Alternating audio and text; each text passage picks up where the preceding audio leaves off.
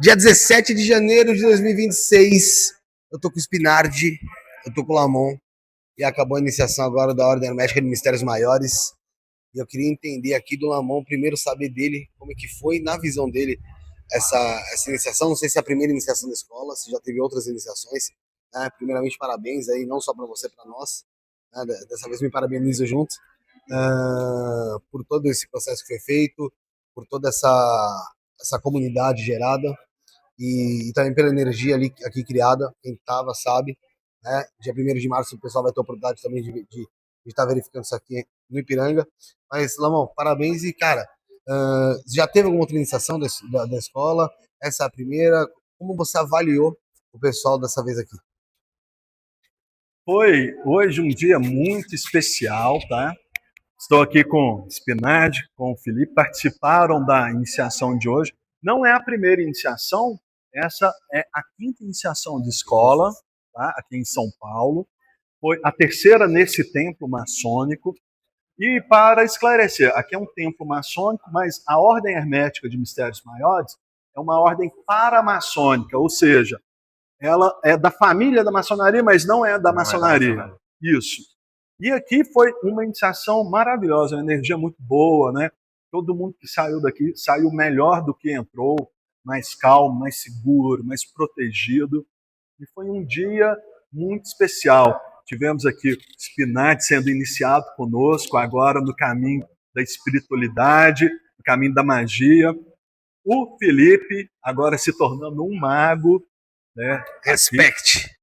Como se diz o Felipe, né? Agora terão que me chamar de mestre, né? Pô, falei isso no programa, falei no programa. Então foi um dia muito especial, com muita energia nesse local, muito suntuoso também, né? Muito bonito aqui e com uma energia maravilhosa. Até agradecer a Ju que tá filmando, eu pedi para ela dar um 180 aqui, ó, para o pessoal ver mais ou menos aqui o espaço, né? O pessoal observando aí essa loja maçônica que fica aqui em Ipiranga, que é onde geralmente o pessoal que é tanto da Escola Hermética de Alta Magia ou o pessoal da Ordem Hermética de Mistérios Maiores também se reúnem quando estão aqui em São Paulo, junto ao Mago Lamon, junto a toda a egrégora. Spinardi, prazer te conhecer. Prazer todo meu. Trocou uma papo aqui, bateu uma papo. E, cara, queria saber para você como é que foi conhecer a espiritualidade através do Lamon, o que você foi aprendendo e hoje para você, qual que é a importância de você se iniciar dentro de uma ordem, de você se aprofundar dentro da espiritualidade dessa maneira? Eu acho que é como o Lamon sempre me fala, é despertar, né, da consciência, né, digamos assim. Eu achava que eu entendia o lado espiritual, eu achava que eu estava próximo de Deus, mas nada do que eu achava era verdade. E através da magia, depois que eu conheci o Lamon, eu costumo dizer que eu sou o aluno mais chato dele. Eu mando mensagem para ele 3 horas da manhã, 2 da manhã, porque eu sou muito curioso, entendeu? E ser iniciado por ele, estar aqui com você também, para mim, eu considero como uma evolução que eu precisava para minha vida, para preencher um vazio que eu tinha por dentro. Sabe, quando você se vive desse sentimento de dúvida, um caminho que não está agora, eu me sinto muito bem direcionado. E, através da magia, eu nunca me senti tão próximo de Deus, realmente, de fato, como eu estou me sentindo agora. Spinardi, para quem não conhece, você é um artista, você trabalha com rap, você já tem uma carreira consolidada.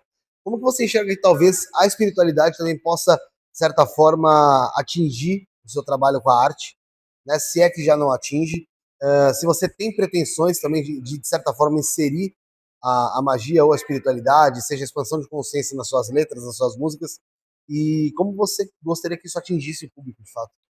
Na verdade, de uma maneira natural. Eu acho que as pessoas elas têm que procurar querer por conta própria, né? Falar, eu nunca tive vergonha de falar, entendeu? Eu nunca tive vergonha de mostrar o que eu sou, o caminho que eu quero seguir, o caminho que eu quero percorrer, então eu sempre vou estar falando. Por sinal, me convida para o seu podcast. Então, assim, eu sempre vou estar falando e, naturalmente, por eu já ter um nome consolidado dentro da minha profissão, que é o rap, já ter uma história dentro, naturalmente, tudo que eu falo, as pessoas acabam se interessando, acabam vindo atrás para querer saber mais, e eu tenho certeza que isso vai atrair. Essa é uma das missões que o Lamon passou para mim, é atrair mais gente para o nosso objetivo, entendeu?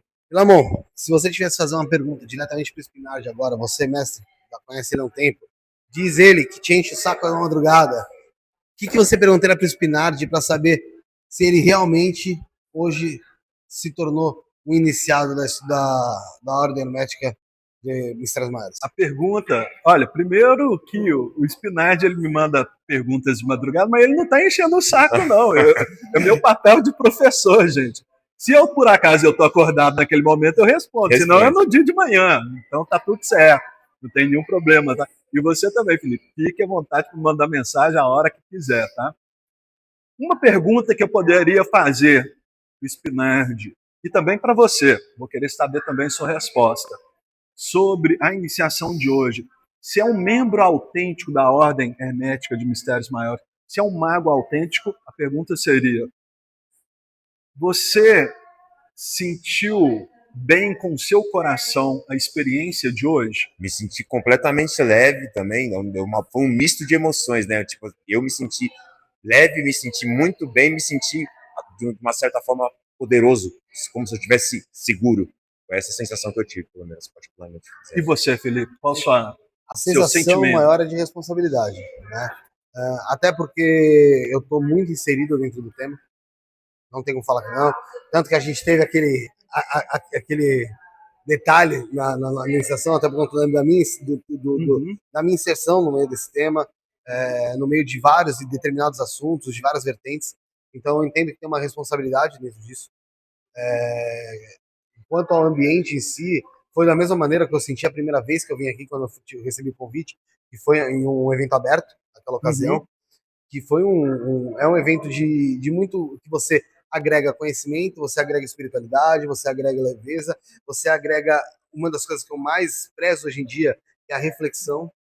Então você começa a refletir muito sobre o que é falado, sobre simbologia, sobre arquétipos, sobre a energia que você sente, que é muito questionar mais, muito interessante. Começa a questionar mais, né? Isso é uma coisa que eu senti também. Passei a questionar muito, mas tanto que eu terminei e já vim fazer uma série de perguntas assim. E quanto à responsabilidade, eu acho que para pessoas que são públicas, né, como eu, como ele, a responsabilidade ela acaba se tornando um pouco maior, porque tem muita gente que olha para ele e ele acaba influenciando uma multidão de gente, às vezes com uma frase. Vocês dois são exemplos também, né? Vocês formam pessoas, você através da música, você através do seu programa de entrevistas. Então, assim, vocês são formadores de opiniões. Formador de opinião, por isso que você tem que tomar muito cuidado com o que você fala, com como você aparece na frente das câmeras. Porque às vezes uma criança tá te vendo fumando um cigarro, vai achar que isso é uma coisa normal. Então, isso serve também para a Ordem Hermética de Mistérios Maiores. É uma responsabilidade imensa para quem já é famoso, porque a gente tem que saber fazer e passar, concluir o objetivo, né, cada vez mais, da maneira correta, fazendo com que as pessoas entendam de fato o que isso representa, né? Perfeito. E para mim, né, dentro disso no podcast, que a gente já fazendo rebrand para Iné, que tem como título ali o maior podcast de ocultismo do Brasil, como eu disse, e ele posiciona muito bem, é de extrema responsabilidade, não só a partir de agora, né? Eu já tenho essa responsabilidade há um tempo, né? Porque tem pessoas e pessoas, tem pessoas que vão lá, vão trazer assuntos com seriedade, vão falar coisas que realmente batem com o que é, e tem outras pessoas que acabam usando espiritualidade para cometer crimes sem pensar duas vezes. O estelionatário espiritual, né? Sempre tem os aproveitadores. Sim. Esse daí é o mais comum, mas a gente vê hoje pessoas que matam em nome da espiritualidade, pessoas que aliciam menores de idade em nome da espiritualidade, dizendo que é através da espiritualidade, mas é se aproveitando. É muito grande, né? Também usam a corrupção em forma em nome da espiritualidade. Então, assim, é horrível isso, né? E agora uma outra questão, olha. A gente estava conversando sobre isso ali agora, né? Como figuras públicas, são também alvos de ataque espiritual. Vocês acreditam que esse ambiente, essa ordem, essa energia possa propiciar proteção espiritual para vocês? Sem sombra de dúvida, porque só por eu estar aqui, já é um sinal de que eu estou elevando cada vez mais a minha consciência e aquele sentimento de que há um poder, né, atuando. O que eu disse, como você falou, como você se sentiu. Uma das coisas, das sensações que eu senti que foi poderosa foi proteção. Eu me senti protegido e cada vez que eu vou me aprofundando mais com você agora, depois que fui iniciado, eu me sinto cada vez mais protegido e cada vez mais me elevando cada vez mais, né? E Felipe, você que vira e mexe ganha uma ameaça aí de receber um trabalhinho. A partir de agora, mudou a partir de agora, porque como eu disse, autorizei o uso de imagem, eu mesmo gosto, vou querer falar sobre também. Então, eu também tenho muita gente que não entende isso, eu já conversei isso com você, tem muita gente que fala que existe um caminho só a ser seguido, não existe um caminho só a ser seguido, tem gente que é muito chucra, muito alienada e muito extremista. Verdade. Não, por isso que eu falo, tem muita gente que não vai entender, e infelizmente não vai querer entender, porque é bitolada nesse que a gente estava conversando ali atrás. Então, assim, receber ataque foi o que minha mãe sempre falou para mim. Mas você vai falar ou você não vai falar? Eu falei, não sei no começo, eu acho que eu não sei, vou pensar. Ela falou assim, não sei porque um monte de gente vai me odiar. Minha mãe falou, metade do público já te odeia por você ser famoso. Entendeu? Verdade. Então você falar ou não falar não vai fazer diferença nenhuma, porque metade te odeia e metade vai sempre te amar. Vai ter sempre os que te amam muito, te idolatram, te olham como um semideus.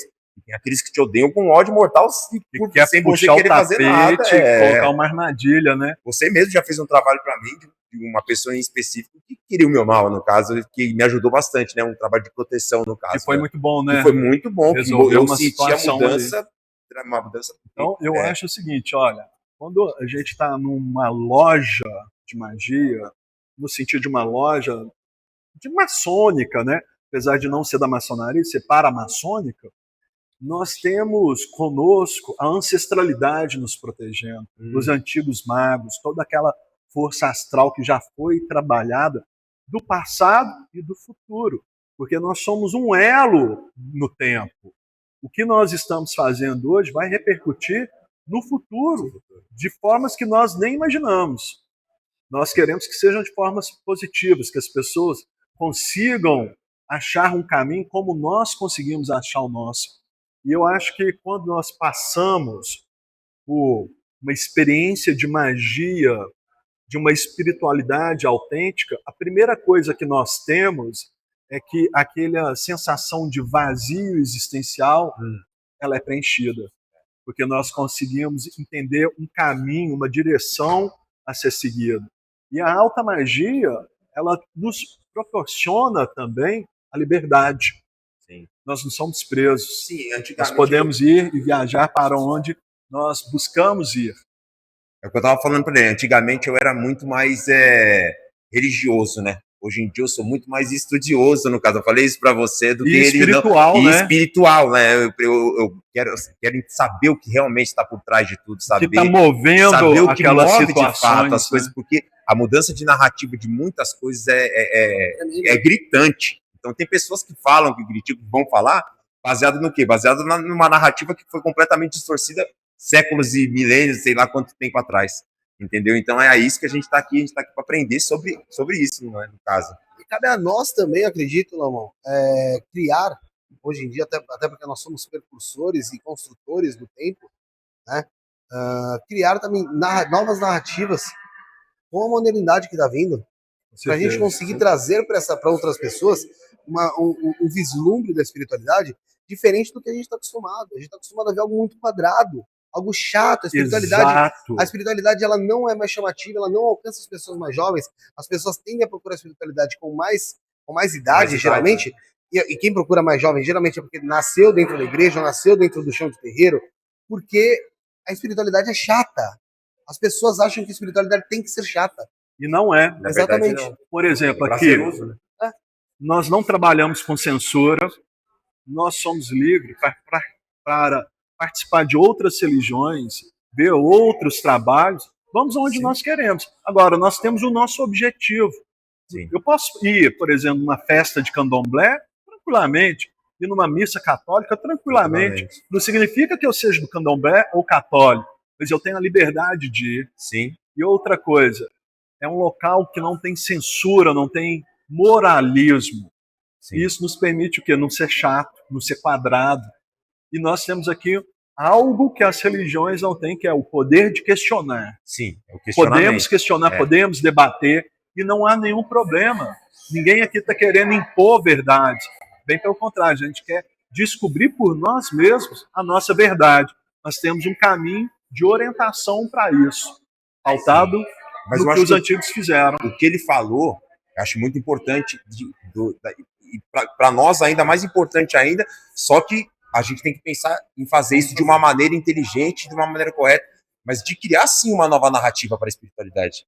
Uma coisa que vai quebrar, furar a bolha, né, na verdade, e fazer com que as pessoas voltem a se interessar por isso, né, de uma maneira diferente. E para nós que já temos um certo público, que já tem pessoas que a gente influencia, para nós acaba sendo um pouco mais fácil fazer isso. Mas por isso, aí é onde entra o ponto da responsabilidade que ele falou. Tá bom, vou encerrar aqui, porque senão a Ju vai ficar sem bateria, já não vai conseguir fechar o vídeo. Agradecer quem assistiu, foi um bate-papo rápido. Acho que deu para vocês terem um pouco de ideia sobre isso. Logo, a gente está marcando lá no INE, no Instant Podcast, um programa com o Spinardi, com o Rafael. Vamos ter essa conversa aqui, nós três, lá no E a gente vai conseguir expandir essa ideia aí por mais de 1, 2, 3 horas ali, brincando, conversando, questionando e, obviamente, levando para você informação de casa. Um adendo. Até lá eu já vou ter enchido muito mais o saco do Lamon de madrugada, com mais umas 50 perguntas de madrugada. Porque hoje, depois da iniciação, já tô com mais 50 curiosidades. Se eu já era curioso, agora eu tô com muito mais. Essa é a cabeça do verdadeiro aprendiz, pô. Para finalizar, a verdadeira espiritualidade é um ato de rebeldia. Tamo junto, valeu, gente.